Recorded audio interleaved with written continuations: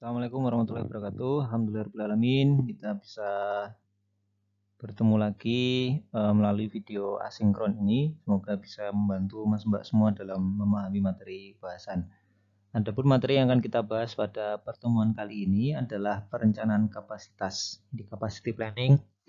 Nanti ada dua bagian gitu ya, RCCP, Rough Capacity Planning, dan yang terakhir CRP, Capacity Requirement Planning. Detailnya akan kita bahas di slide selanjutnya. Baik, adapun kompetisi yang diharapkan mahasiswa miliki setelah menempuh perkuliahan hari ini. Kompetensi yang diharapkan mahasiswa miliki setelah menempuh perkuliahan atau menempuh pertemuan hari ini, itu yang pertama adalah mahasiswa memahami dan mampu menjelaskan konsep material requirement planning. Di antaranya adalah input-output system, kemudian prinsip dasar dan prosedur perencanaan kapasitas. Jadi Mas Mbak harus tahu bahwa perencanaan kapasitas itu dahului dari siklus MRP gitu ya. MRP itu mulai demand management atau forecasting, kemudian ke perencanaan agregat, kemudian di disagregasi ke master production schedule atau jadwal induk produksi. Master production schedule ini akan dikonversi ke Rough Capacity Planning. Kemudian MPS itu akan dikonversi lebih jauh menjadi material requirement planning. Nah, material requirement planning ini dianalisa kapasitasnya itu dengan capacity requirement planning atau CRP. Itu siklusnya. Jadi nanti akan kita bahas secara detail di slide-slide selanjutnya. Kemudian capaian yang kedua, mahasiswa mampu melakukan prosedur perencanaan kapasitas. Yang ketiga, mahasiswa mengetahui macam-macam teknik perencanaan kapasitas. Yang keempat, mahasiswa mampu melakukan perencanaan kapasitas pada kasus yang diberikan. Jadi ini ada 4 kompetensi yang diharapkan dimiliki setelah menempuh atau mengikuti perkuliahan kali ini. Kemudian sekarang kita masuk ke bagian yang pertama, yaitu konsep perencanaan kapasitas. Jadi by definition, perencanaan kapasitas itu adalah fungsi yang digunakan untuk menentukan level kapasitas yang dibutuhkan untuk mencapai jadwal produksi. Sehingga tujuannya ini ya Mas Mbak ya, untuk menentukan level kapasitas yang dibutuhkan untuk memenuhi jadwal produksi. Kemudian perbandingannya kemudian membandingkan dengan kapasitas tersedia dan merencanakan penyesuaian yang dibutuhkan dalam level kapasitas atau jadwalnya. Jadi kalau nanti tujuan pertama adalah menentukan level kapasitas yang dibutuhkan untuk memenuhi jadwal produksi, kemudian membandingkan dengan kapasitas yang tersedia, kemudian jika ada ketidaksesuaian, maka nanti harus merencanakan penyesuaiannya yang dibutuhkan dalam level kapasitas atau jadwal. Entah itu merubah kapasitas, level kapasitasnya dirubah, ditambah ataupun dikurang, atau menyesuaikan secara jadwal, jadi dimajukan atau dimundurkan dan seterusnya. Baik, berikut adalah permasalahan-permasalahan yang muncul ketika kita berbicara terkait dengan perencanaan kapasitas. Jadi ada 2 permasalahan besar. Yang pertama adalah kapasitas tidak mencukupi. Yang kedua adalah kapasitas berlebih. Jadi masalahnya itu cuma 2 ini saja ya, Mas Mbak ya. Yang pertama, jika kapasitas tidak mencukupi, itu akan berakibat ke permasalahan turunannya. Di antaranya adalah shortage. Jadi inventornya habis ketika ada demand. Jadi kita nggak bisa memenuhi demand. Kemudian target produksi tidak terpenuhi. Jadi ini konsekuensi yang kedua ya, ketika kapasitas tidak mencukupi. Jadi ada target produksi itu tidak terpenuhi. Kemudian turunan selanjutnya adalah pengiriman terlambat. Yang keempat adalah berkurangnya service level. Jadi level pelayanannya akan berkurang di sini. Baik, kemudian yang masalahnya kedua adalah kapasitas berlebih. Itu turunan masalahnya adalah utilitas rendah. Jadi artinya pekerja itu jika bekerja 8 jam karena kapasitasnya berlebih dia, maka yang terpakai itu hanya sebagian saja. 6 jam berarti dia enggak optimum utilitasnya. Kemudian inefisiensi, artinya ketika kapasitas itu berlebih dibandingkan apa yang seharusnya dia kerjakan, maka ini adalah inefisiensi. Jadi suatu ketidakefisienan. Artinya yang kita miliki itu melebihi apa yang kita butuhkan. Kemudian yang ketiga, biaya tinggi ya. Tentunya misalkan pekerja yang kita butuhkan itu 3, tapi kita memiliki 5 pekerja, yaitu biayanya tinggi untuk menggaji 2 yang lain. Dan ujungnya adalah berkurangnya keuntungan. Ini adalah Mas Mbak permasalahan berkaitan dengan kapasitas. Harapannya adalah ya kapasitas itu sesuai apa yang kita butuhkan dengan kapasitas yang tersedia yang kita miliki itu adalah sebanding. Kemudian berikut adalah faktor-faktor yang dipertimbangkan dalam perencanaan kapasitas. Jadi tentunya ada beberapa faktor yang dipertimbangkan ketika kita merancang sebuah perencanaan kapasitas. Yang pertama ada yang kita sebut sebagai controllable faktor atau faktor-faktor yang kita menjadi ruang lingkup manajemen. Jadi manajemen itu bisa menentukan keputusannya. Jadi ini adalah sebagai berikut. Yang pertama lahan. Lahan tentunya bisa membuat keputusan gitu ya, di mana ditaruh di mana dan seterusnya. Kemudian bekerja, ini jumlahnya berapa, skill yang dia miliki harusnya apa saja dan seterusnya. Fasilitas, kemudian mesin, peralatan, jumlah shift per hari, ya itu yang bagi manajemen, terserah dia mau baginya seperti apa. Kemudian jam kerja per minggu, kebijakan overtime, subkontrak, dan preventive maintenance. Jadi ketika kita melakukan preventive maintenance, tentunya beberapa mesin itu akan berhenti beroperasi. Maka ini harusnya dijadwalkan sehingga tidak mengurangi produksi yang ini hubungannya dengan perencanaan kapasitas. Kemudian di samping faktor-faktor yang controllable tadi, ada faktor-faktor yang uncontrollable atau ini di luar kewenangan atau ya kalau hal-hal ini terjadi itu di luar kehendak dari manajemen. Yang pertama adalah absenteeism. Jadi ini adalah ya tiba-tiba karyawannya sakit, karyawannya tidak masuk karena suatu hal apapun itu ya, kecelakaan dan seterusnya, itu di luar kewenangan dari manajemen. Kemudian personal turnover. Jadi kalau kita berbicara konteksnya perusahaan itu seringkali karyawan itu keluar masuk gitu ya. Karyawan yang kita harapkan itu menjadi andalan perusahaan tiba-tiba keluar, entah alasan keluarga atau alasan karena dia dapat pekerjaan yang lebih baik dan seterusnya. Kemudian yang ketiga adalah performansi bekerja ya. Tentunya Mas Mbak harus mulai aware gitu ya bahwa tidak semua orang itu dapat memiliki kinerja yang bagus atau tinggi. Jadi ada yang kinerjanya bagus, ada yang kinerja rendah, yaitu wajar permasalahan tersebut terjadi dalam sebuah industri. Kemudian breakdown peralatan ya, ini lumrah ya, namanya mesin, namanya peralatan itu ada saatnya dia rusak. Jadi breakdown ini adalah kondisi di mana peralatan atau perlengkapan itu tidak bisa berfungsi sebagaimana mestinya, berhenti dan seterusnya, nggak bisa digunakan. Kemudian yang terakhir itu berkaitan dengan scrap dan rework. Jadi ketika kita membuat produk, tidak bisa dipungkiri bahwa seringkali terjadi hasil proses di mana dia tidak memenuhi standar kualitas. Ini namanya scrap. Atau sisa-sisa proses itu juga scrap. Nah ini tentunya akan di rework. Rework itu dikerjakan ulang. Nah ini tentunya akan berdampak pada kapasitas yang dimiliki oleh perusahaan. Baik, berikut adalah hierarki perencanaan kapasitas. Jadi kita mulai dari production plan. Jadi production plan itu adalah nama lain dari perencanaan agregat. Gitu ya. Production plan itu nanti juga ada hubungannya dengan resource plan ya. Tentunya kalau nanti Mas Mbak membuat perencanaan agregat, nanti dapat diketahui perkiraan bruto gitu ya. Jadi kalau di agregat itu adalah perencanaan bruto terkait dengan sumber daya yang dibutuhkan untuk memenuhi permintaan. Kemudian production plan atau perencanaan agregat tadi diturunkan lebih lanjut menjadi master production schedule.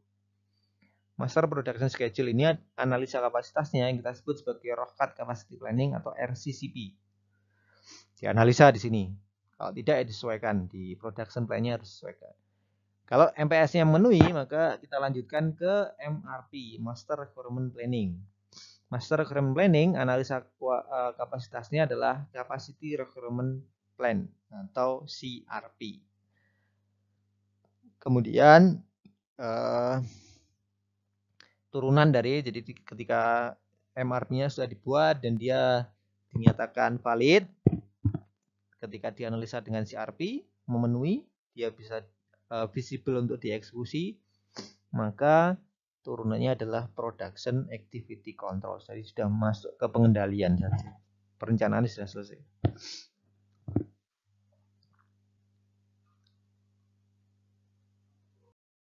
Baik, selanjutnya yang akan kita bahas ini adalah 3 level dalam capacity planning. Di capacity planning itu dibagi menjadi 3 level, yaitu resource plan, RCCP, dan CRP. Untuk planning horizon, jadi kalau kita bicara resource plan itu jangka panjang, jadi sekitar 5 tahun. Kemudian jika RCCP itu long hingga medium range, jadi durasinya itu antara 1 sampai 3 tahun. Kemudian kalau CRP itu adalah medium to short range, jadi berkisar antara 1 tahun. Kemudian time bucketnya, jadi dalam periode perencanaan itu kalau resource plan itu bulanan atau 3 bulan. Jadi time bucket itu adalah kalau kita lihat di tabel perencanaan itu kolomnya itu, jadi 1-2 periodenya itu mewakili, kalau di resource plan itu 1 bulan atau 3 bulan. Sementara kalau kita bicara RCCP itu mingguan atau bulanan. Kemudian kalau CRP itu mingguan. Kemudian selanjutnya untuk jadwal produksi, jika resource plan itu inputnya adalah production plan atau perencanaan agregat. Kalau RCCP itu dari jadwal induk produksi atau master production schedule. Sementara kalau CRP inputnya itu jadwal produksinya berasal dari material requirement planning atau MRP. Kemudian ketika kita berbicara keputusan kapasitasnya, yaitu kalau resource plan itu berkaitan dengan lahan, fasilitas, mesin apa saja, dan workforce atau jumlah pekerja. Kalau di RCCP keputusannya itu berkaitan dengan perlengkapan, kemudian kebijakan subkontrak, alokasi workforce, jadi bukan jumlah pekerjanya tapi alokasinya. Kemudian ada keputusan di sini make or buy decision. Kemudian kalau CRP kita levelnya adalah yang diputuskan adalah berkaitan dengan overtime dan routing. Kemudian kalau itemnya, kalau resource plan itu family product. Kemudian kalau RCCP itu individual product, jadi kalau di bill of material itu di level 0. Kemudian kalau CRP itu di komponennya, jadi penyusun produknya. Kemudian resource levelnya, kalau resource plan itu di level pabrik, di plan. Kemudian kalau RCCP itu di level departemen atau work center. Kalau CRP itu di semua work center. Kemudian metode yang digunakan, kalau RCCP itu ada GPOF, Bill of Labor, dan ada RPA. Nanti kita bahas detail untuk masing-masing metodenya. Kemudian untuk CRP, metodenya cuma satu, yaitu Capacity Requirement Planning.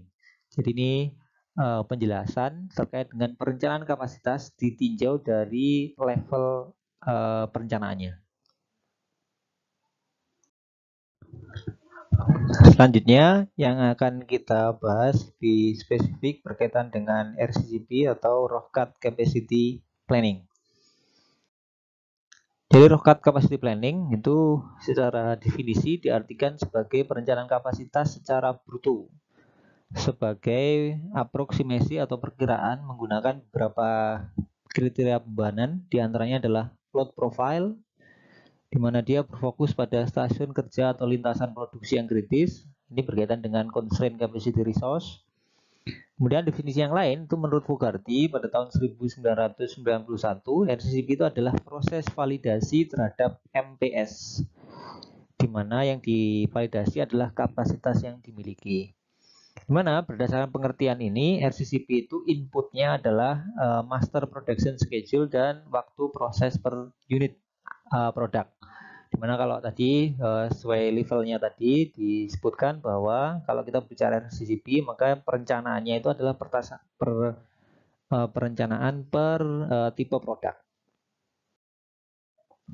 Baik, berikut adalah siklus closed loop MRP, di mana MPS apakah kapasitasnya oke atau tidak, yaitu dilihat oke atau tidaknya itu berdasarkan analisa RCCP.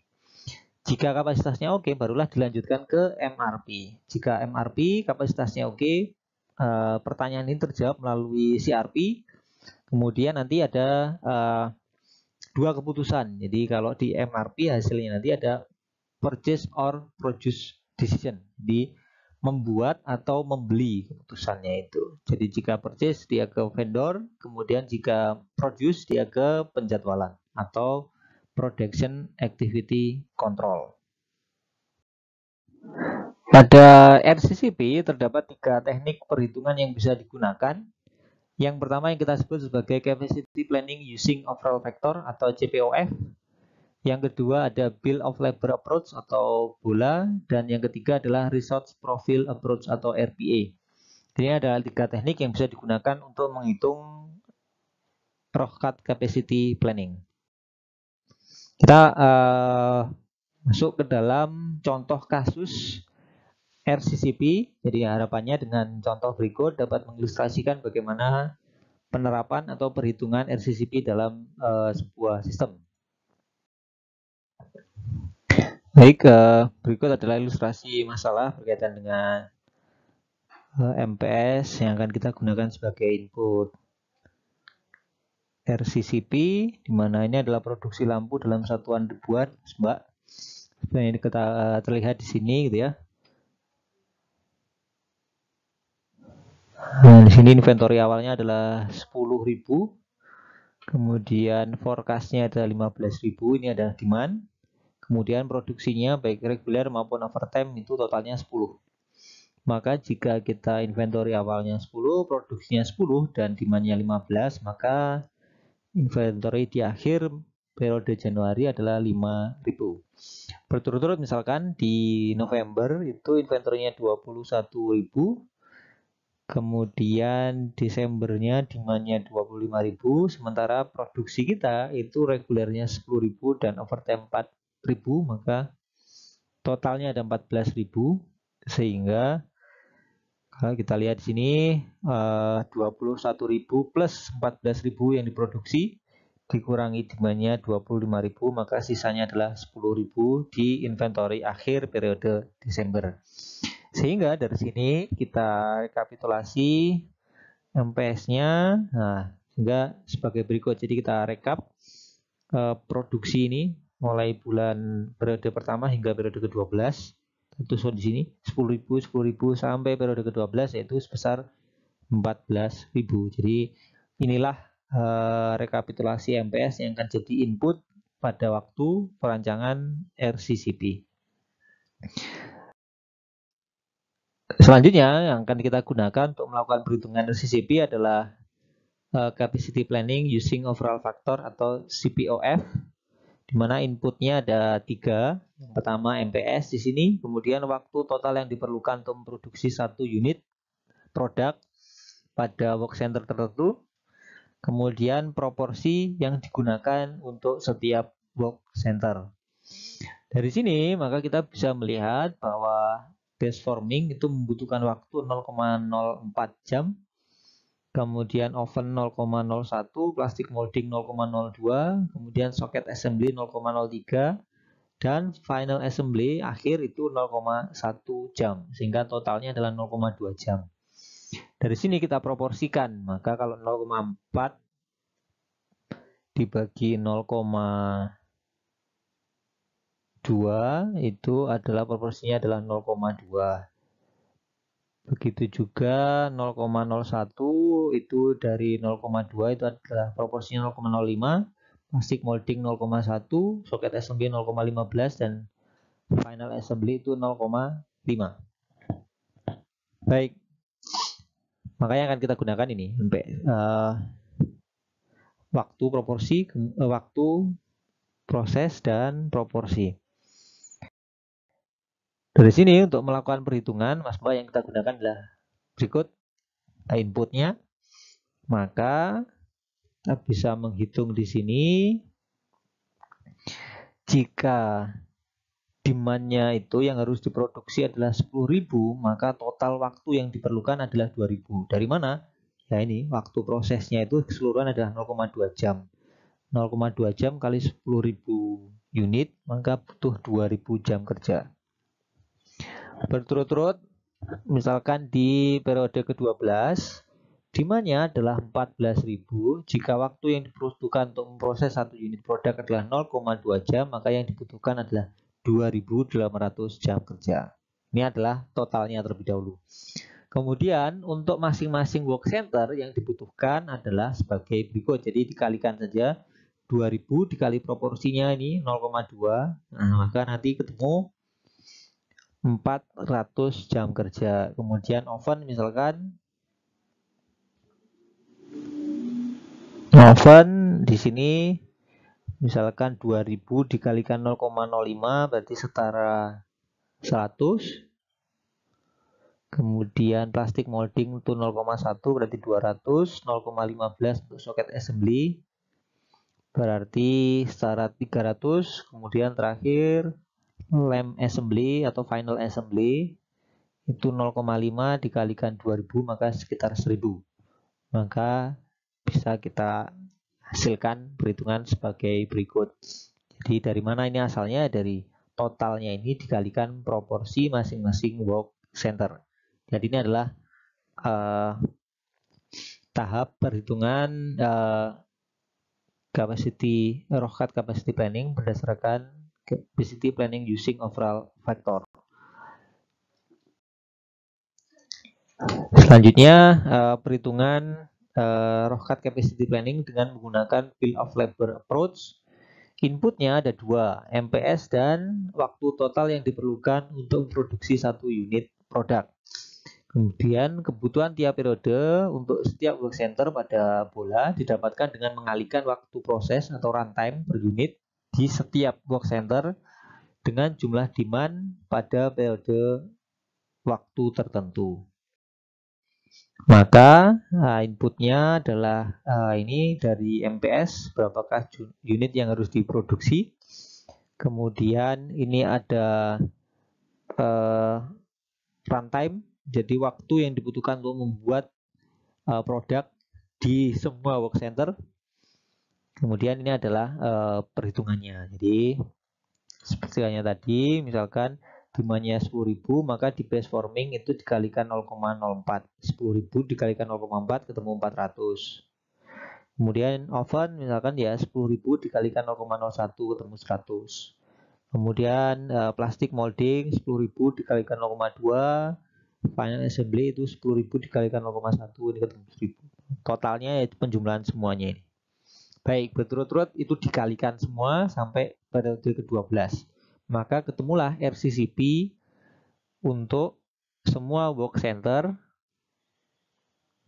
dengan menggunakan metode bola. Baik, ini ketemu total work center. Kemudian metode yang ketiga yang kita sebut sebagai resource profile approach. Inputnya ada 3. Yang pertama master production schedule, waktu total yang diperlukan untuk memproduksi satu produk. Dan yang ketiga adalah lead time offset. Jadi kalau di sini maka sudah mulai dilihat offsetnya. Maka jika lead time-nya 3 minggu, maka di minggu keberapa diproduksi di work center berapa dan seterusnya dan seterusnya. Maka sama seperti sebelumnya, inputnya adalah waktu total yang diperlukan untuk memproduksi satu unit produk. Nah, maka disusunlah sebagai berikut. Karena lead time-nya adalah 3 bulan, nah maka inilah yang terlihat. Jadi offsetnya itu yang kita maksud offset adalah sebagai berikut. Jadi final assembly itu di due date-nya. Jadi bulan ke-0 sebelum due date. Pada waktu ada demand. Kemudian diproses di oven, plastic molding, dan socket assembly itu di 1 bulan sebelum due date. Kemudian di base forming itu di 2 bulan sebelum due date, di mana waktunya adalah 0,04 work hour. Nah, jadi sebagai berikut. Maka perencanaannya ya disesuaikan, Mbak. Jadi ketika misalkan di bulan pertama, maka yang muncul nanti itu hanya di final assembly saja untuk demand ini. Ya, jadi final assembly itu 0,1 dikalikan demandnya ada 10.000, maka di sini muncul 10.000. Kemudian di bulan kedua itu demandnya 10.000 sama, maka di sini final assembly-nya 0,1 kali 10.000 10.000. Kemudian 0,3-nya ya ini demand periode kedua. Ya, karena ini 1 bulan sebelum due date 300. Kemudian 0,02 dikalikan 10.000 ini. Kemudian 100 dikalikan 0,01 dikalikan 10.000 ini. Nah, yang base forming ini di bulan ke-0 di sini. Periode perencanaan sebelumnya. Kemudian, nah sampai misalkan periode ke-12, maka yang diproduksi kalau demandnya 14.000, maka yang diproduksi di bulan itu hanya final assembly saja, yaitu 14.000 kali 0,1, jadi 1.400. Kemudian ini dari 14.000 itu diproduksi 0,03-nya itu diproduksi di bulan ke-11 ini diproduksi di bulan ke-13 juga, ini diproduksi. Kemudian terakhir base formingnya itu diproduksi di bulan ke-10, yaitu 14.000 dikalikan 0,04, yaitu sebesar 560. Jadi sudah ada offsetnya di sini, berturut-turut sampai mulai periode ke-1 sampai periode ke-12. Jadi ya due date berarti yang bertepatan di periode tersebut. Baik, ini adalah Resource Profile Approach atau RPA untuk menghitung RCCP. Baik, selanjutnya pada tahap ini adalah kita melakukan analisa. Jadi analisa dari hasil perhitungan RCCP yang sudah dilakukan tadi, didapatkan bahwa misalkan ini pada work center plastic molding. Jadi Mas Mbak, kalau kita berbicara RCCP, maka nanti harus dianalisa per work center. Ya, pada setiap work center itu harus dianalisa apakah jam kerja atau work hour yang tersedia untuk work center tertentu, misalkan ada 5 work center, di masing-masing work center itu apakah kapasitas jam kerjanya memenuhi atau tidak. Jadi harus dianalisa per stasiun work kerja. Jadi nggak boleh hanya waktu global keseluruhan proses, itu nggak boleh. Jadi harusnya setiap work center. Di sini dicontohkan misalkan ini yang dianalisa hanya work center plastic molding saja, di mana kapasitas tersedia 300 jam tanpa overtime, dan jika menggunakan overtime kapasitasnya adalah 400 jam. Maka di sini bisa terlihat bahwa di seluruh periode 1 sampai periode ke-12 dengan menggunakan perhitungan dengan ketiga metode yang kita bahas, yaitu CPOF, kemudian Bill of Labor Approach, dan RPA, menunjukkan kapasitas yang dibutuhkan itu masih di bawah kapasitas yang tersedia, baik tanpa overtime apalagi yang dengan menggunakan overtime. Di sini bisa terlihat di sini. Nah, ini harus dianalisa untuk setiap work center gitu ya.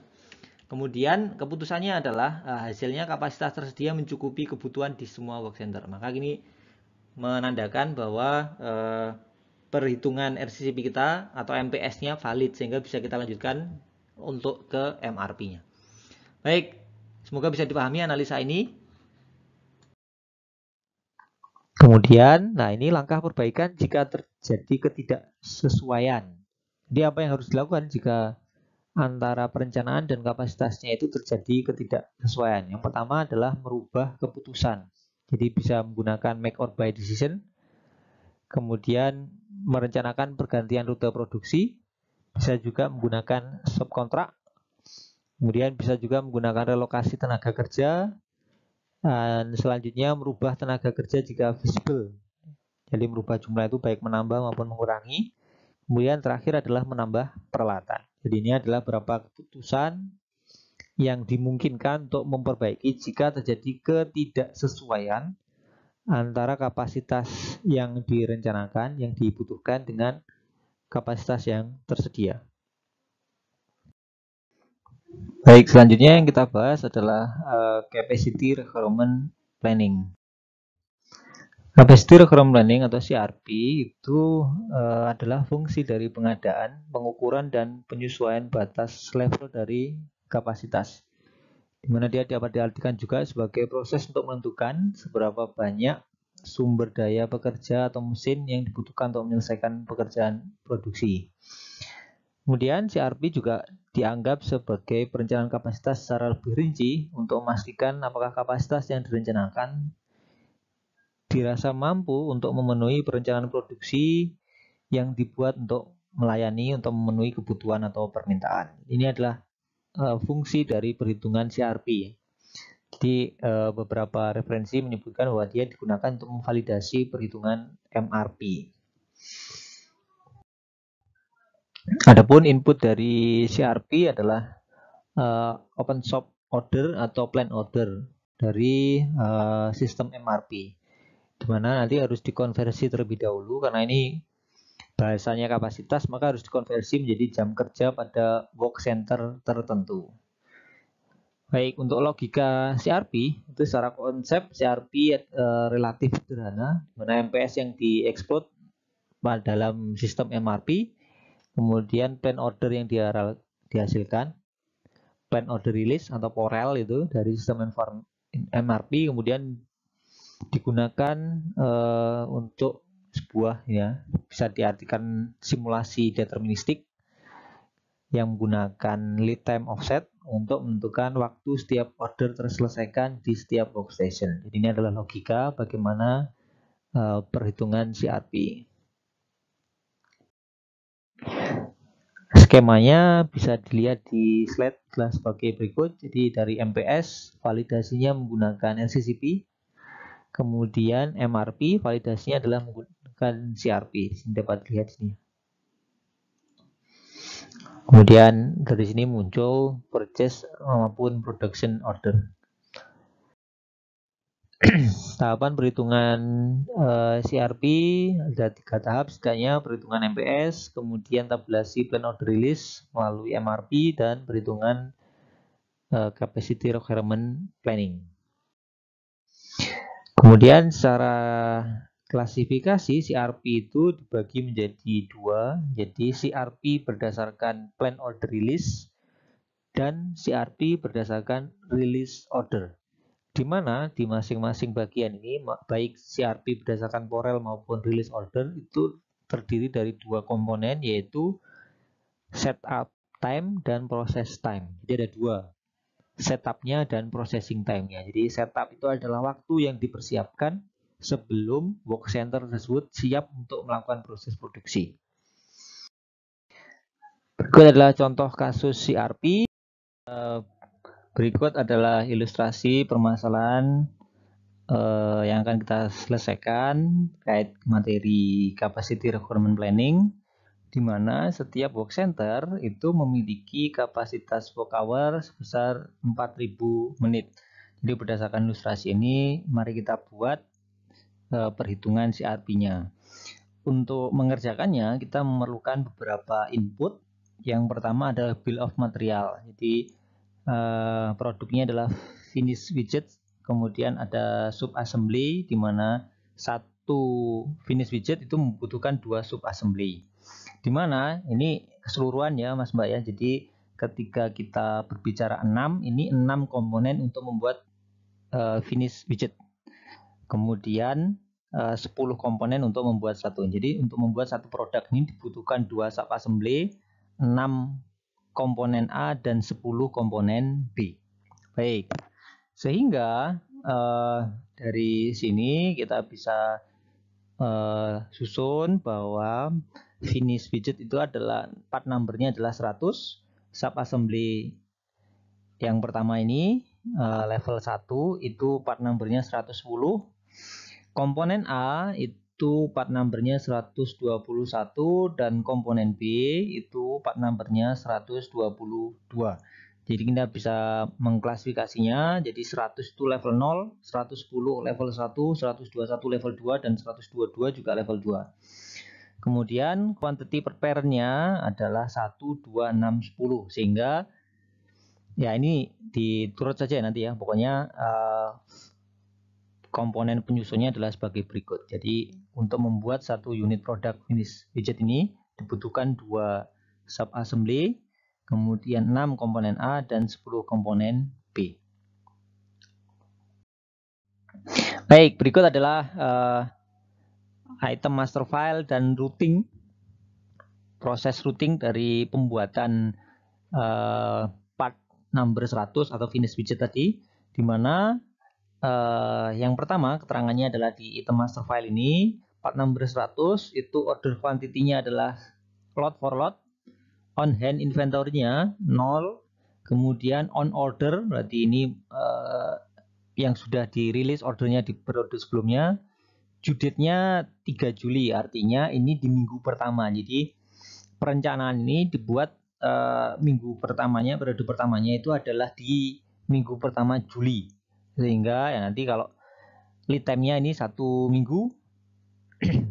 Kemudian part number 110 itu order quantity-nya 500, on hand inventory-nya juga 500, artinya saat ini yang dipegang di awal periode pertama itu 500, on ordernya 500, due date-nya 10 Juli, berarti dia datang di minggu kedua, periode kedua perencanaan. Kemudian lead time-nya 2 minggu. Kemudian part number 121, order quantity-nya itu 2500, on hand inventory-nya 1500, on order-nya 2500, due date-nya 10 Juli. Ini berarti juga datang di minggu kedua, lead time-nya 3 minggu. Kemudian terakhir part number 122, order quantity-nya 5000, on hand inventory-nya 2500, kemudian on order, jadi ini yang sedang diorder dan akan datang itu 5000 dan datangnya di minggu kedua. Lead time-nya ini 4 minggu.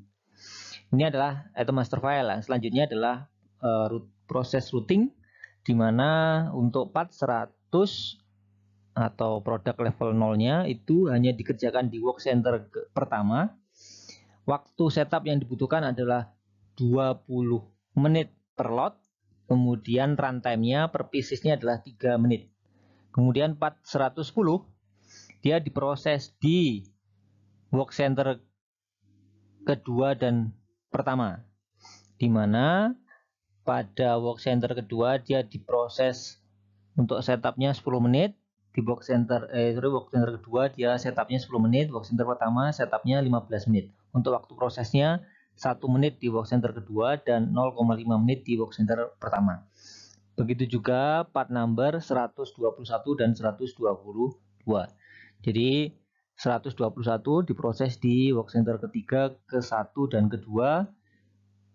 Part number 122 diproses di work center ketiga, kedua, ke-1 dan ketiga lagi.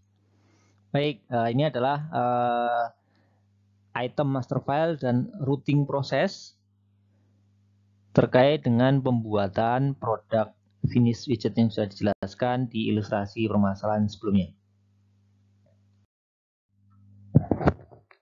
Input selanjutnya dari perhitungan capacity requirement planning adalah work center master file, di mana di sini menyajikan kapasitas yang tersedia dari setiap work center, di mana di sini disebutkan work center 1 memiliki 2400 menit yang tersedia. Utilitasnya berdasarkan data historis adalah 100%, efisiensinya 100%. Kemudian begitu juga work center kedua dan ketiga. Kemudian selanjutnya input dalam perhitungan CRP adalah MPS untuk part level 0, yaitu part number 100, di mana berikut adalah masing-masing demand atau berapakah unit yang harus diproduksi mulai periode pertama hingga periode ke-12. Dimana sebagaimana Mas Mbak ketahui bahwa ketika kita berbicara MPS maka yang direncanakan hanya produk level 0-nya saja. Dimana kuantitasnya adalah 200 untuk periode pertama, 200 untuk periode kedua berturut-turut hingga 300 untuk periode ke-12. Baik, ini adalah input untuk perhitungan CRP. Kita mulai. Setelah input itu lengkap, maka langkah selanjutnya adalah menghitung MRP. Karena ini sebelum kita melakukan CRP itu harus MRP-nya diketahui terlebih dahulu. Jadi kalau di sini ini adalah MPS, kemudian ini adalah item master file, maka di sini kita bisa membuat tabel MRP untuk produk level 0 yaitu part number 100. Demandnya 200, ini kita pindah aja 200, 200, 300 hingga periode ke-12 yaitu 300. Kemudian di sini diketahui on ordernya 250, due-date-nya pada 3 Juli atau minggu pertama. Maka ini adalah schedule receipt pada minggu pertama itu sebanyak 250 unit. Maka jika gross requirement-nya atau permintaannya 200, sementara yang diterima pada periode tersebut 250, maka di akhir periode pertama itu tersisa 50 inventory. Baik, ini untuk periode pertama. Periode kedua yaitu gross requirement-nya sebesar 200. Maka jika di akhir periode kedua 200, maka jika di akhir periode pertama ada on hand 50, maka net requirement-nya adalah sebesar 150 unit. Maka karena tidak ada schedule receipt pada periode tersebut, maka itu menjadi plain receipt atau porek. Karena poreknya di minggu kedua, sementara lead time-nya adalah 1 minggu, maka porelnya atau plan release-nya, plan of the release-nya itu di offset selama 1 minggu di sini. Itu ya, Mas Mbak ya. Kemudian periode ketiga itu 300. Karena tidak ada on hand, maka dia menjadi net requirement. Kemudian poreknya juga pada periode ketiga. Kemudian porelnya di offset sebanyak lead time-nya yaitu 1 minggu. Di sini sekali lagi bahwa order quantity-nya adalah lot for lot, maka berapapun net requirement kemudian itu jadikan porek dan itu yang akan di order menjadi plan of the release. Begitu juga misalkan untuk periode ke-12, itu net requirement-nya 300 juga. Gross requirement 300, net requirement 300, maka plan receipt-nya adalah periode ke-13, kemudian plan of the release-nya atau porelnya di offset 1 minggu yaitu pada minggu ke-11. Baik, ini adalah MRP untuk produk level 0. Semoga bisa dipahami. Selanjutnya akan kita lanjutkan ke level 1. Baik, selanjutnya kita akan masuk perhitungan MRP yang kedua, yaitu untuk menghitung produk di level 1.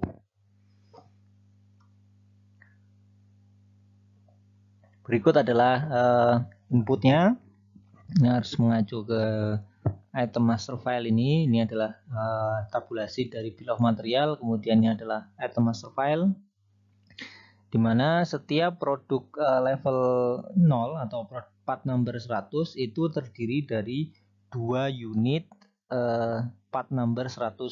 Nah, maka ini adalah MRP level 0. Kemudian kita hitung sebagai berikut. Jadi kita kalikan 2. Jadi karena terdiri dari 2 part 110, maka porel yang digunakan atau porel produk level 0 itu dikalikan kedua ketika digunakan untuk menghitung kebutuhan untuk part number 110. Jadi ini 150, di sini berarti kebutuhannya adalah 300. Periode kedua, periode part 100-nya akan dibuat ada 300, maka kebutuhan untuk part number 110 adalah 600. Berturut-turut seperti berikut. Kemudian di sini dijadwalkan bahwa akan ada on order atau schedule receipt pada 10 Juli, berarti pada minggu kedua. kemudian lead time-nya adalah 2 minggu. Maka kemudian di sini juga ada on hand inventory di awal minggu pertama, yaitu sebanyak 500. Maka ketika di sini on hand inventory-nya 500, gross requirement-nya 300, maka akan berkurang. Jadi gross requirement ini cukup dipenuhi dari on hand inventory pada awal periode pertama, yaitu maka akan sisa di akhir periode pertama nanti sebesar 200. Kemudian pada periode ketiga demand-nya adalah gross requirement-nya adalah 600. Maka jika ada schedule receipt 500, maka 200 plus 500 itu 700, maka kalau ada permintaan 600 akan sisa 100. Kemudian di sini dari on hand 100, kemudian karena dia gross requirement-nya adalah 200, maka net requirement-nya adalah 100 di sini. Karena ini net requirement-nya 100, kemudian order quantity-nya atau lot size-nya adalah 500, maka sekali order dia harus sebesar 500. Maka dia akan plan receipt pada periode ketiga ini adalah sebesar 500. Karena 500 yang akan diterima, kemudian net requirement-nya adalah 100, maka on hand inventory-nya adalah 400. Jadi berturut-turut ya, Mas Mbak, ngitungnya mulainya dari gross requirement diketahui, kemudian jika mencukupi dari on hand inventory maka dipenuhinya mutlak dari on hand inventory. Jadi kalau ini demand-nya 300, on hand inventory-nya 500, maka net requirement-nya adalah 0 karena nggak ada kebutuhan sama sekali karena cukup dipenuhi dari on hand inventory. Begitu juga ketika di periode kedua, misalkan on hand inventory-nya 200, dia ada schedule receipt 500, maka di awal periode kedua ini ada 700 unit untuk part number 110. Maka karena 700 demand-nya atau gross requirement-nya adalah 600, maka net requirement-nya 0. Maka akan ada sisa on hand karena dipakai untuk gross requirement yaitu sebesar 100. Kemudian juga sama ketika, jadi urutannya yang dihitung terlebih dahulu. Nah ini, ketika kita memiliki on hand inventory 100, demand-nya 200, gross requirement 200, maka net requirement-nya adalah 100. Ini yang harus dibuat. Kemudian karena ada net requirement, maka harus menerbitkan plan receipt atau porek. Karena ada porek yang akan diterima 500, maka pada periode ketiga ini projected on hand inventory-nya adalah 400. Kemudian karena poreknya ini 500 di periode ketiga, jika lead time-nya di sini adalah 2 minggu, maka ini harus di offset di minggu pertama. Kalau dia dijadwalkan diterima di minggu ketiga, maka dia harus sudah dilepas ordernya atau dirilis ordernya itu pada minggu pertama.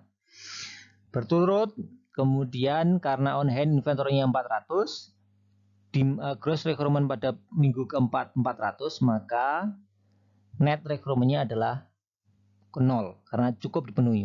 Tapi on hand-nya menjadi 0 juga. Tidak ada yang lain karena tidak ada net requirement, maka tidak perlu membuat porek dan tidak ada yang di offset menjadi porel.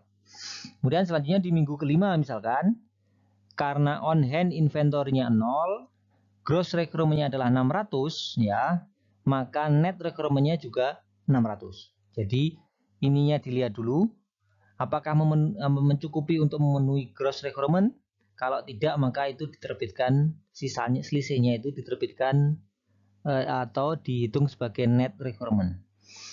Net requirement-nya 600, karena lot size-nya itu 500, maka nggak bisa order 500. Jadi pilihannya adalah 500 atau ditambah lagi 500. Jadi nggak boleh 600 gitu, nggak boleh karena lot size-nya adalah 500. Maka kelipatan 500.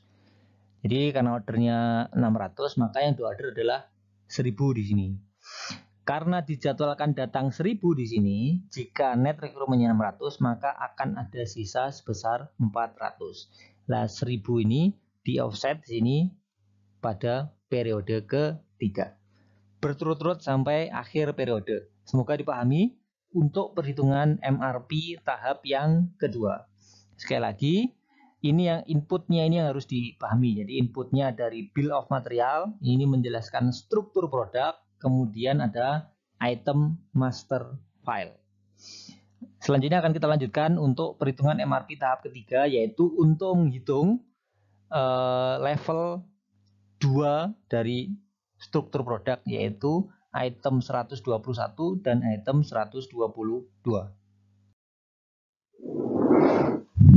Baik, berikut adalah perhitungan MRP yang ketiga terkait dengan produk level 2, yaitu ini tadi yang sebelumnya kita hitung adalah part level 1, yaitu part number 110. Nah, dari sini akan kita hitung part number 121 atau level 2-nya. Baik.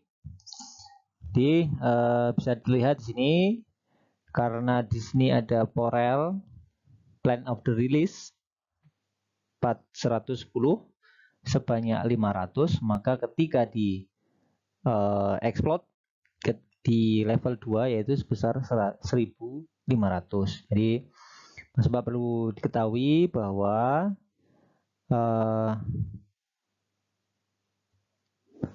ini itu per parent ya. Jadi kalau di parent butuh 1, maka di level satunya butuh 2, maka 121-nya butuh 6. Maka kalau dikonversi ini ke sini berarti itu butuhnya adalah 3. Jadi konversinya adalah 3.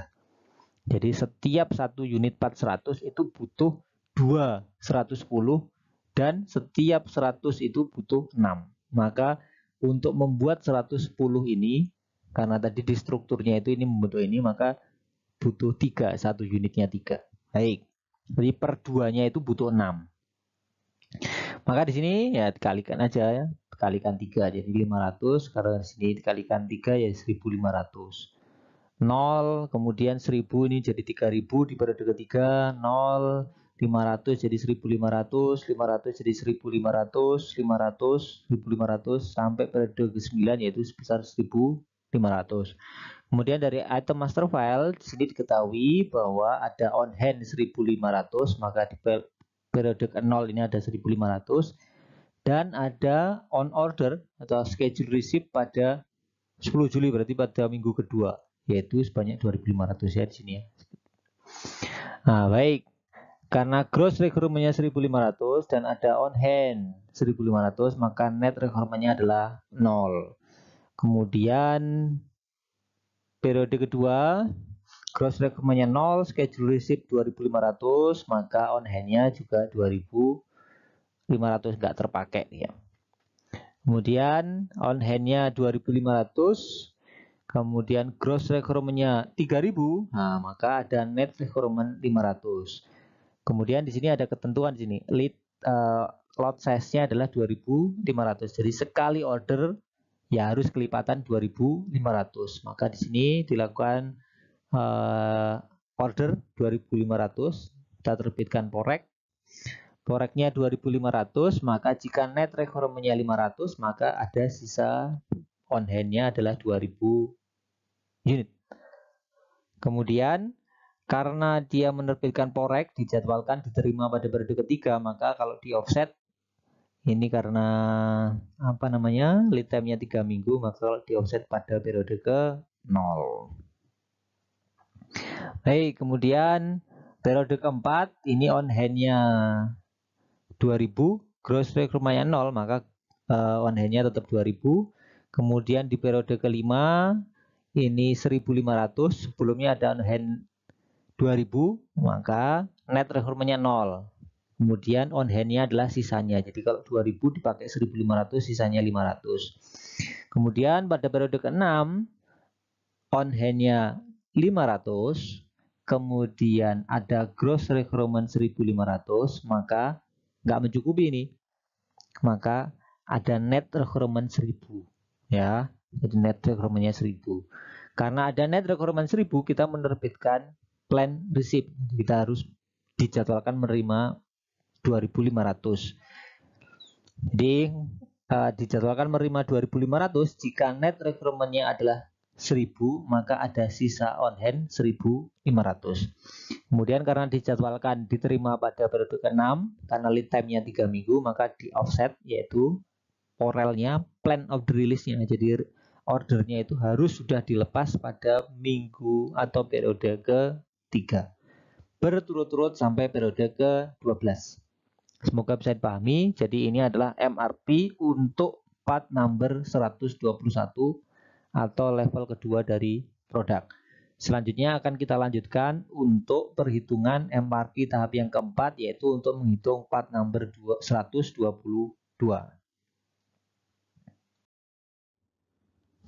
Pada bagian ini yang kita lakukan adalah perhitungan MRP yang keempat, yaitu untuk menghitung part number 122. Jadi yang kita hitung adalah part number 122. 122 di mana setiap unit part 100, part number 100 itu dibutuhkan 10 unit part number 122. Maka sebelumnya tadi, maka inputnya itu karena ini turunannya dari 110, nah, maka hasilnya ada sebagai berikut. Jadi inputnya adalah part 110. Ini sesuai dengan diagram bill of material yang di bagian awal tadi, di mana setiap ini bentuknya tadi, ini 100, kemudian diturunkan ke 110, kemudian ini diturunkan ke 121 dan 122. Dimana kalau ini butuh 1, di sini butuh 2, pokoknya setiap membuat ini 1, ini butuh 6, ini butuh 10. Maka ketika ini dikonversi ke sini, maka setiap unit 110 itu membutuhkan 5 122, part number 122. Maka ini adalah part 110, maka ini jadi input untuk menghitung part number 122. Perhitungannya ada sebagai berikut. Jadi karena setiap unit itu butuh 5, maka ketika di sini ada 500, maka di sini menjadi diexplode menjadi 2.500. Di sini 0, di sini tetap 0, di sini 1.000, di sini 5.000, di sini 500, berarti di sini 2.500. Ini 500, 2.500 berturut-turut sampai periode ke-9, yaitu sebesar 500, sehingga kalau dikonversi ke part number 122, maka gross requirement-nya adalah 2.500. Kemudian di sini ada on order pada 10 Juli, maka periode kedua ini ya 5.000, maka ada schedule receipt pada periode kedua sebesar 5.000. Kemudian di sini ada keterangan on hand-nya 2.500, maka di periode ke-0 ada inventory yang dimiliki yaitu sebesar 2.500. Karena di sini on hand-nya 2.500, gross requirement-nya 2.500, maka net requirement-nya 0. Karena ini terpakai semua, selisihnya 0, ini tidak ada yang tersisa, maka on hand-nya adalah 0. Kemudian Mas Mbak bisa diketahui di sini bahwa ada schedule receipt yaitu 5.000 unit. Maka karena tidak ada gross requirement, maka sepenuhnya itu menjadi on hand. Pada periode kedua, akhir periode kedua on hand-nya 5.000. Di periode ketiga gross requirement-nya 5.000, maka net requirement-nya adalah 0. Karena on hand-nya 5.000, gross requirement-nya 5.000, maka terpakai sepenuhnya, maka on hand-nya adalah 0. Nggak ada yang tersisa. Periode keempat itu tidak ada gross requirement, maka ya ini tetap nggak ada operasi sama sekali. Baru pada periode kelima ada gross requirement 2.500 di sini. Karena ada gross requirement 2.500, maka karena on hand-nya itu 0, maka ada net requirement sebesar 2.500. Jadi runut ya. Dilihat dulu on hand-nya, kemudian dilihat gross requirement. Jika gross requirement itu lebih besar dibandingkan on hand, maka selisihnya itu menjadi net requirement. Karena net requirement, ada net requirement di sini, maka harus dijadwalkan order. Maka harus menjadwalkan plan receipt. Jadi harus ada plan receipt di sini. Jadi kita harus menjadwalkan penerimaan produk di penerimaan komponen di periode tersebut. Karena lot size-nya 5.000, maka ordernya harus kelipatan 5.000. Ya, jadi kita order 5.000 di sini, kita jadwalkan untuk menerima komponen 5.000 unit pada periode kelima. Karena yang dijadwalkan diterima adalah 5.000 dan net requirement-nya 2.500, maka on hand-nya adalah 2.500 sisanya. Jadi yang dijadwalkan datang 5.000, kemudian requirement-nya 2.500, maka sisanya menjadi on hand. Kemudian di sini disebutkan bahwa lead time-nya adalah 4 minggu. Maka ketika dijadwalkan diterima pada periode kelima, maka ordernya ini harus sudah dirilis 4 minggu sebelumnya.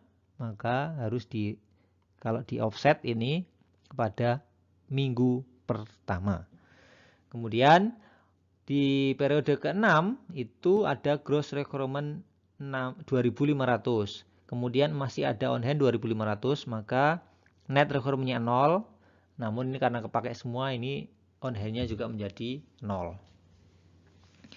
Kemudian juga pada periode ke-7 itu di sini ada gross requirement 2.500 karena on hand-nya 0, maka sepenuhnya menjadi net requirement.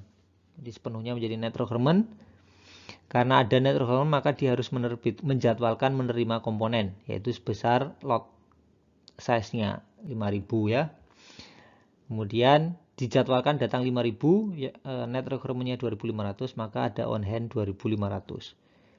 Dijadwalkan diterima pada periode ke-7, maka sudah harus diorder atau porelnya pada minggu ke-3.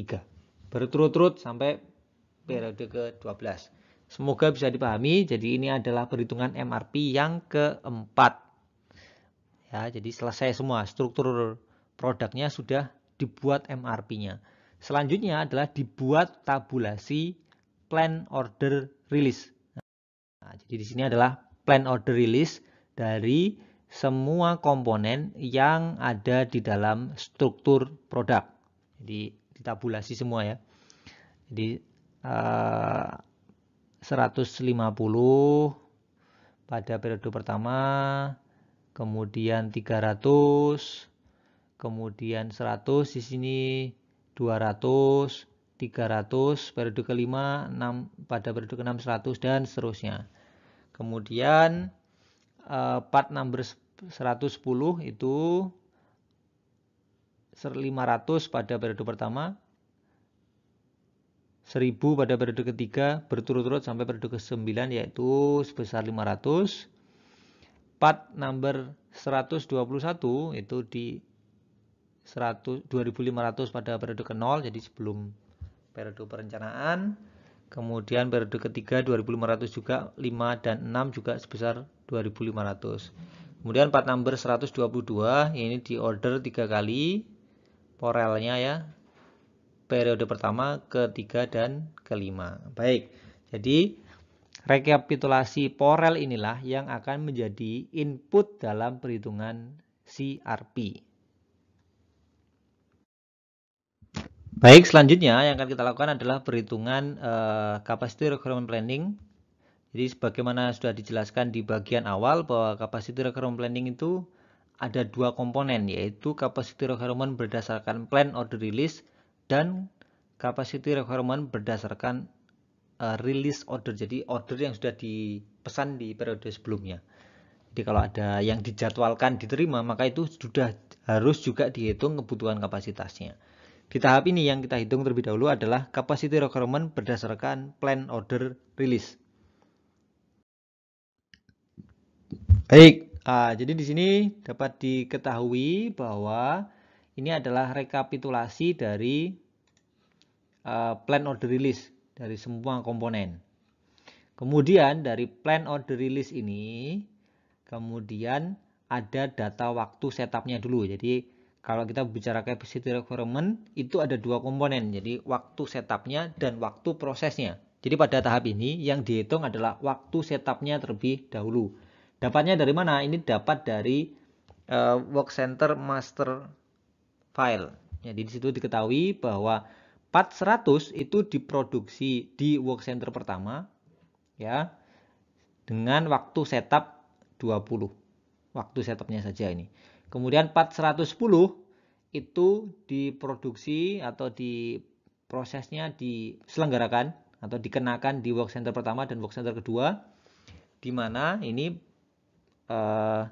periode pertamanya di work center kedua dulu, baru selanjutnya di work center ke-1. Jadi setupnya 10 menit di work center pertama, work center keduanya 10 menit, work center pertamanya yaitu 15 menit. Kemudian part 121 itu prosesnya urutannya adalah di work center ketiga terlebih dahulu 15 menit, ini setupnya. Kemudian di work center ke-1 30 menit dan work center kedua 15 menit. Selanjutnya part number 122 itu juga diproduksi di ketiga work center, namun urutannya adalah 30 menit di work center ketiga, 30 menit di work center kedua, 60 menit di work center pertama, dan 30 menit di work center ketiga lagi. Jadi kembali ke work center ketiga.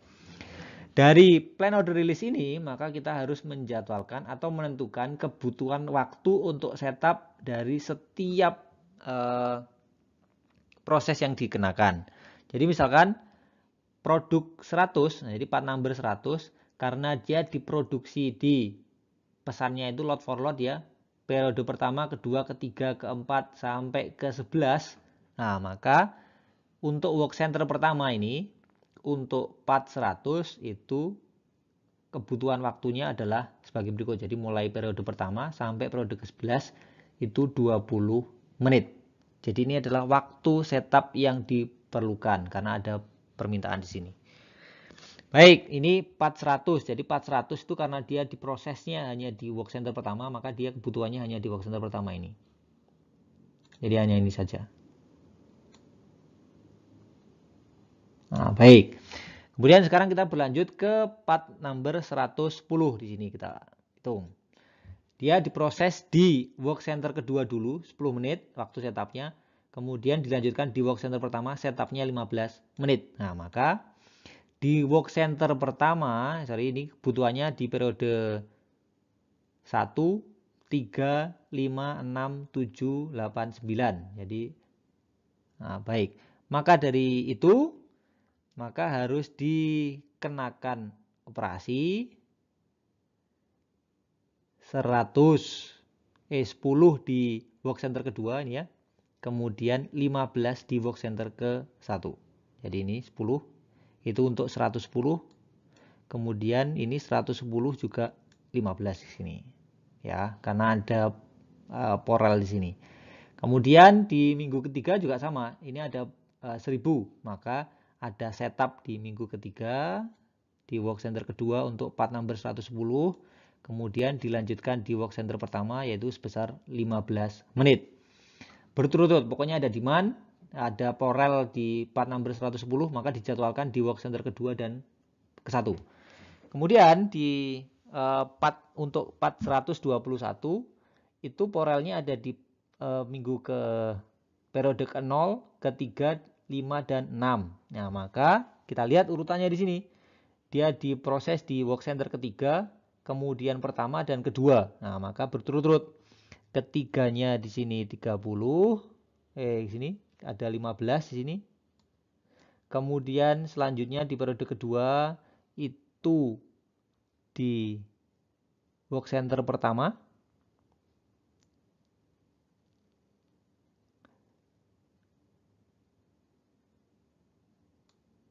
ini. Nah, ini.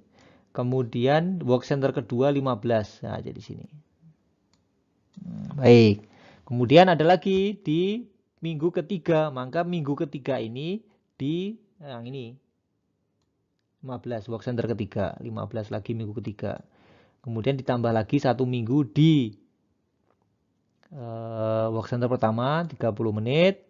Kemudian periode ketiganya diproduksi di work center kedua yaitu 15 menit. Nah, seperti ini. Kemudian terakhir itu untuk part number 122. Dia cuma diorder di minggu pertama, ketiga, dan ke-5. Maka dengan demikian Mas Mbak ya urutannya seperti ini.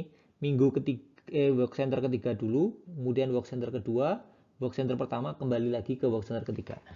Sekarang kita lihat ke order atau porel yang ada di minggu pertama ini 5.000. Maka harus di setup di work center ketiga ini di minggu pertama. Kemudian selanjutnya di work center kedua itu 30 menit juga. Nah ini.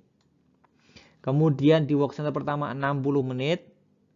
Kemudian kembali lagi ke work center work center ketiga di minggu keempat yaitu 30 menit.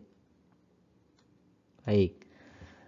Nah, kemudian minggu ketiganya ada order lagi 5.000. Nah, maka untuk yang order di minggu ketiga ini dia di proses ini 30 menit. Kemudian ke work center kedua juga 30 menit. Work center pertama 60 menit, kembali lagi ke work center ketiga 30 menit. Nah, baik. Kemudian order terakhir itu periode kelima, maka di sini 30 menit tambah satunya di work center kedua 30 menit plus 2-nya di work center ke 1 60 menit plus 3-nya itu di work center ke 3 selama 30 menit. Kemudian dari sini Mas Mbak kita melakukan total per work center. Jadi dari CRP itu diketahui secara presisi untuk waktu setupnya saja di setiap work center butuh berapa lama. Jadi minggu pertama, minggu kedua, minggu ketiga dan seterusnya untuk setiap work center. Jadi ini tentunya kumulatif dari setiap komponen yang diproduksi. Baik di work center pertama, kedua, dan ketiga. Ini adalah kebutuhan waktu setupnya. Kemudian ini di work center kedua, berapa lama. Ini terakhir di work center ketiga. Baik. Setelah kita menghitung capacity requirement berdasarkan waktu setup, selanjutnya yang dihitung adalah capacity requirement berdasarkan waktu proses. Baik, di sini adalah perhitungan capacity requirement berdasarkan waktu proses.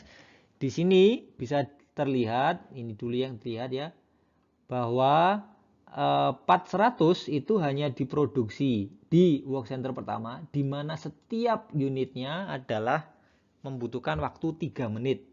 Ya. Kemudian, nah, karena waktu prosesnya 3 menit dan hanya diproduksi di work center pertama, maka di work center kedua, maka ini nilainya 0 semua. Di work center ketiga untuk part 100 juga 0 semua. Karena nggak diproduksi di work center yang lain, hanya diproduksi di work center pertama. Baik, sekarang karena porelnya 150, maka waktu proses yang dibutuhkan adalah 150 kali 3, yaitu sebesar 450. Kemudian periode kedua, porelnya 300, maka waktu proses yang dibutuhkan adalah 900 dikalikan 3. Kalau setup tadi, berapapun lotnya, gitu ya, pokoknya ada proses itu maka 1 kali setup. Tapi kalau waktu proses, dikalikan berapa unitnya. Jadi berturut-turut sampai periode ke-11 ada porel 300, maka waktu prosesnya dikalikan 3 yaitu selama 900 menit. Baik, selanjutnya kita beralih ke part 110. Part 110 itu diproduksi di 2 workstation. Jadi di workstation kedua itu 1 menit, di work center pertama itu 0,5 menit. Nah, baik. Maka di sini misalkan ada order 500 unit, porelnya 500 unit, maka di work center kedua, nah ini muncul 500 kali 1, di work center 1, nah ini di periode kedua, ini 500 kali 0,5. Kemudian di sini di minggu ketiga misalkan ada porel 1000, maka ya 1000 kali 1 itu ada di work center kedua, tepat di periode ini. Kemudian plus satunya itu di work center ke 1, yaitu 1000 dikalikan 0,5. Nah, jadi muncul di sini.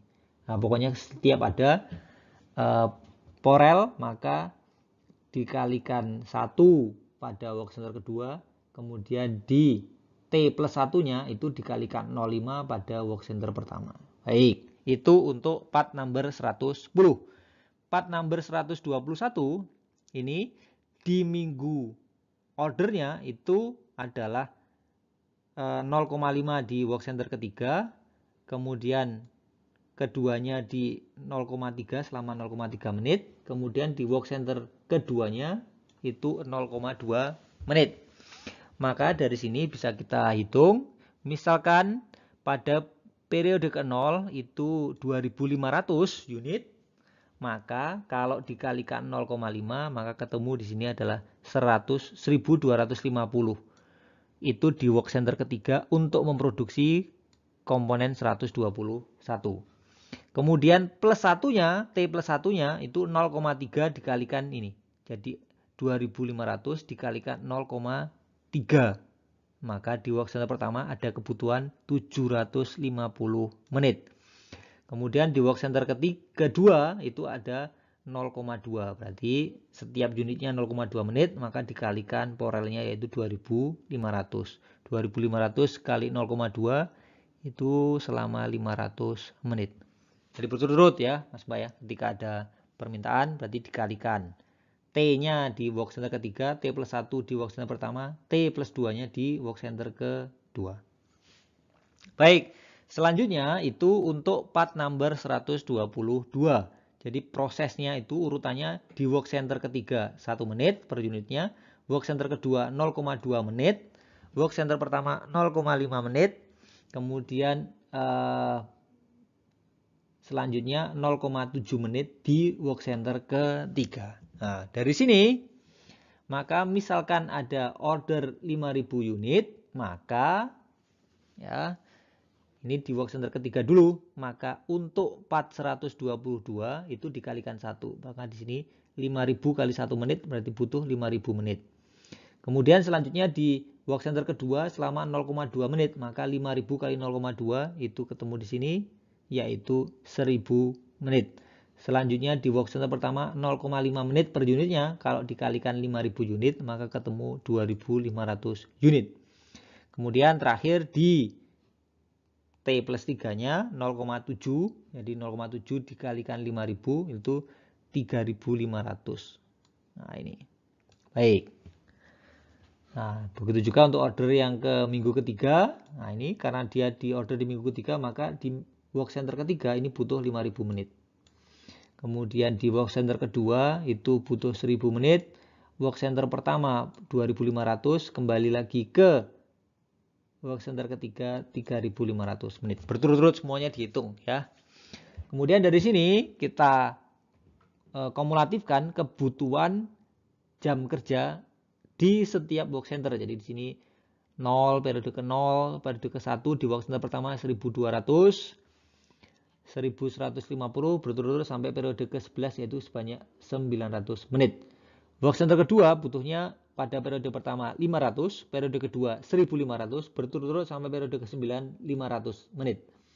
Kemudian untuk work center ketiga pada periode ke-0 1250, periode pertama 5000, kemudian periode ketiga 6250, 3500, 6250, kemudian 4750 dan 3500 pada periode ke-8.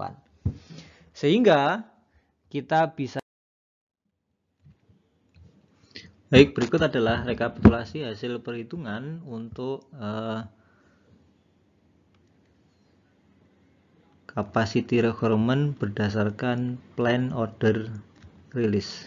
Nah, jadi komponennya ada dua. Yang pertama adalah matriks waktu setup. Di sini bisa terlihat jumlah waktu setup yang diperlukan untuk memproduksi produk di semua level, baik level 0, 1, dan 2 di semua work center. Di sini terlihat work center 1, work center 2, dan work center 3. Kemudian di bawahnya, nah ini adalah matriks waktu proses. Jadi ini adalah waktu proses yang diperlukan untuk memproduksi semua jenis komponen, baik di level 0, 1, dan 2. Kemudian ini adalah untuk per masing-masing work center. Dan hasilnya adalah sebagai berikut. Jadi ini adalah tabulasi akhir. Ini rekapitulasi ya. Jadi ditambahkan 50, ditambah 1200 jadi 1250, 35 tambah 1150 menjadi 1185 dan seterusnya. Jadi ini adalah rekapitulasi capacity requirement berdasarkan plan order release ya. Jadi adalah hasil dari perhitungan capacity requirement. Selanjutnya akan kita hitung capacity requirement berdasarkan dari order yang sudah dipesan di periode sebelumnya yang akan menjadi schedule receipt di perencanaan kita.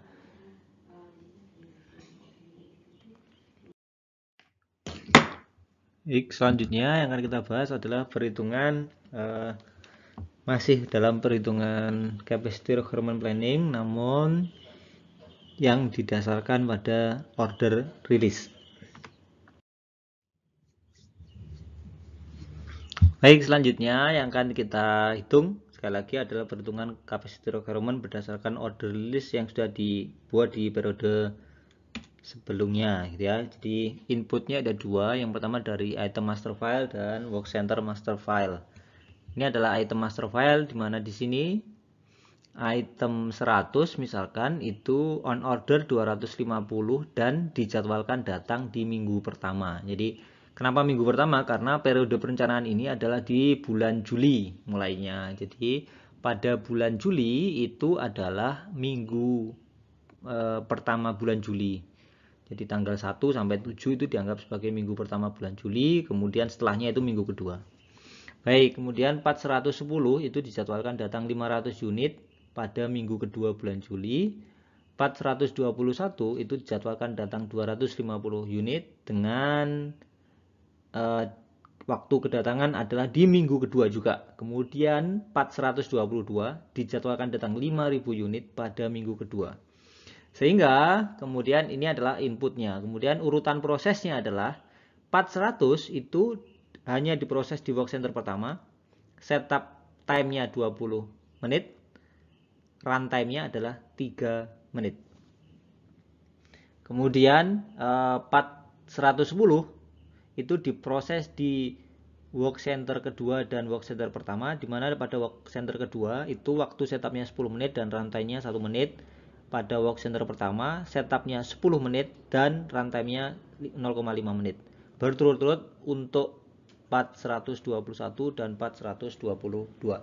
Dari sini kita hitung capacity requirement berdasarkan order release, yaitu sebagai berikut. Baik, jadi kita perhitungannya dari belakang. Jadi karena misalkan ini part number 100 itu hanya diproses di work center pertama, waktunya 20 menit setup dan runtime-nya 3 menit.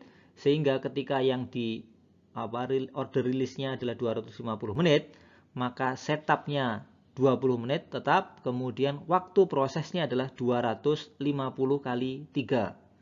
Sehingga didapatkan waktu 750 menit. Baik. Mas Mbak ini ngitungnya dari belakang ya, karena dijadwalkan di minggu pertama dan dia hanya diproses di minggu pertama saja, maka nah ini jadi kita harus mengalokasikan di work center pertama minggu pertama totalnya adalah membutuhkan waktu 770 menit, yaitu 20 menit waktu setup dan 750 menit waktu proses.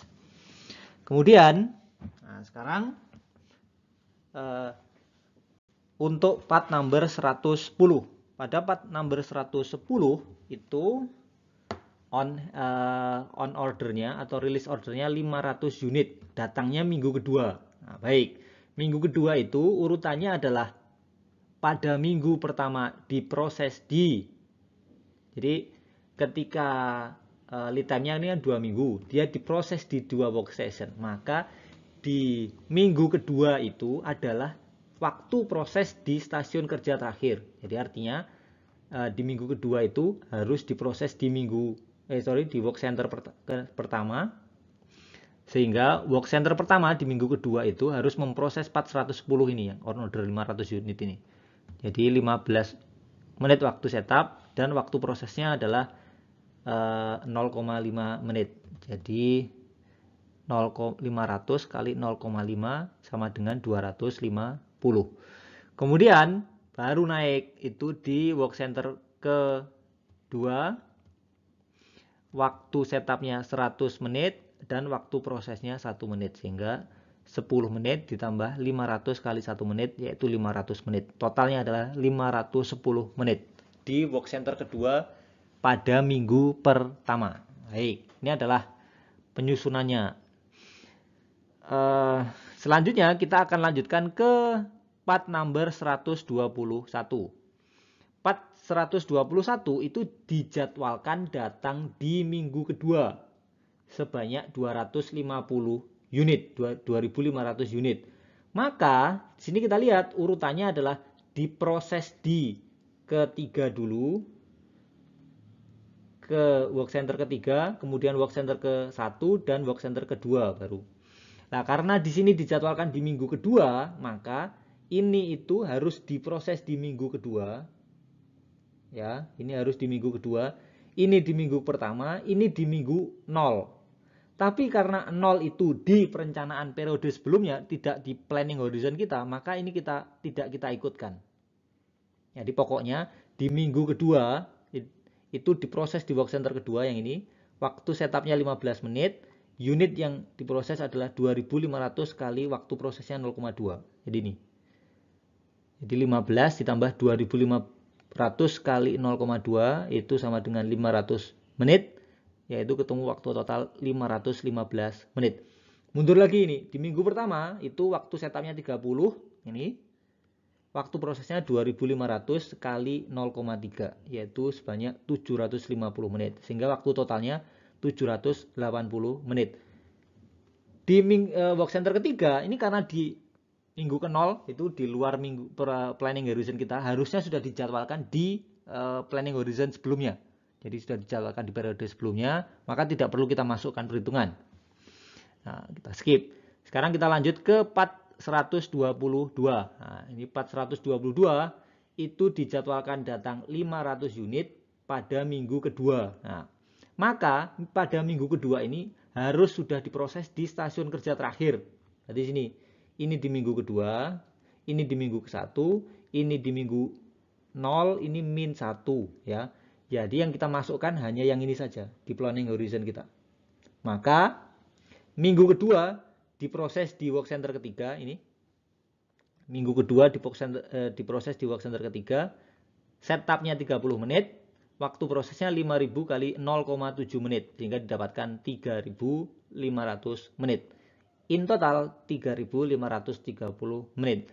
Kemudian di work center pertama, di minggu pertama, itu dia juga diproses. Waktu setupnya 60 menit, waktu prosesnya adalah 5000 kali 0,5 menit, sehingga dibutuhkan waktu 2500 menit, sehingga totalnya adalah dibutuhkan 2560 menit untuk memproses part 122 di work center pertama pada minggu pertama.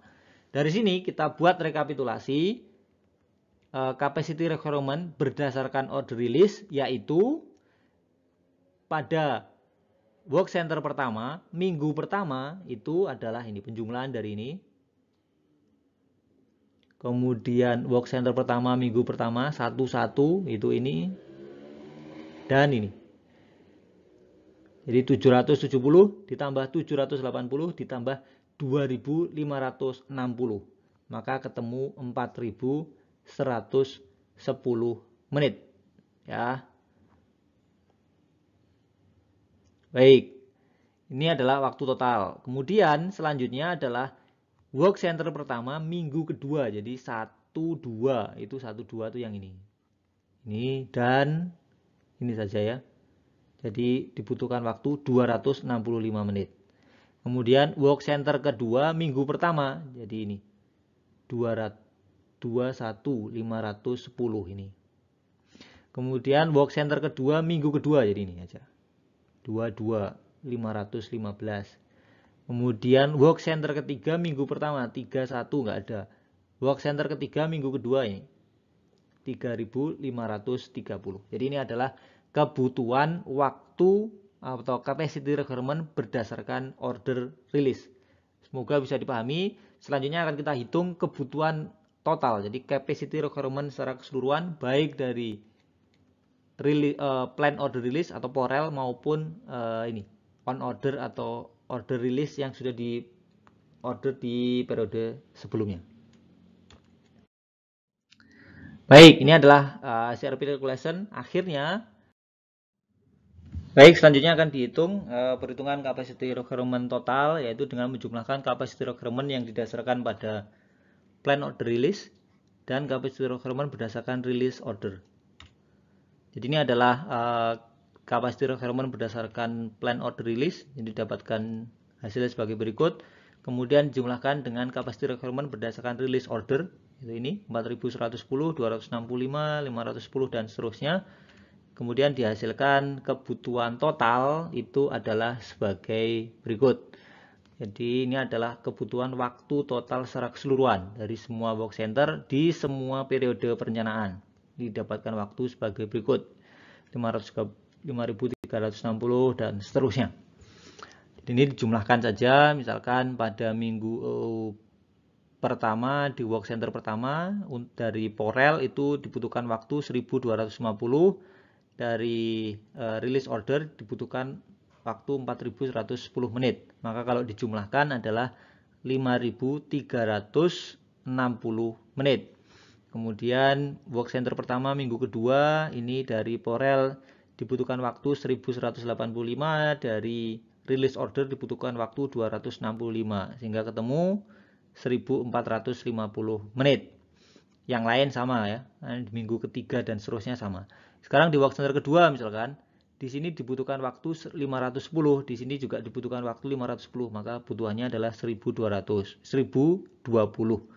Kemudian masih tetap di work center kedua pada minggu kedua, di sini membutuhkan waktu 1545, di sini 515, maka secara keseluruhan dibutuhkan waktu 2060 menit. Kemudian pada minggu ke-0 work center ketiga tetap.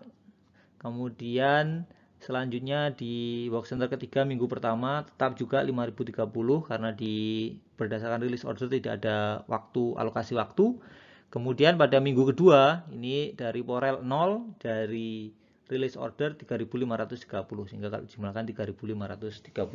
Jadi keseluruhan waktu capacity requirement plan untuk memproduksi widget secara keseluruhan di 3 work center ya adalah sebagai berikut. Kemudian dari sini Mas Mbak, karena tadi ada keterangan ada ketersediaan waktu di soal, maka selanjutnya kita lakukan analisa. Analisanya adalah sebagai berikut. Jadi dibandingkan di masing-masing work center itu bisa terlihat.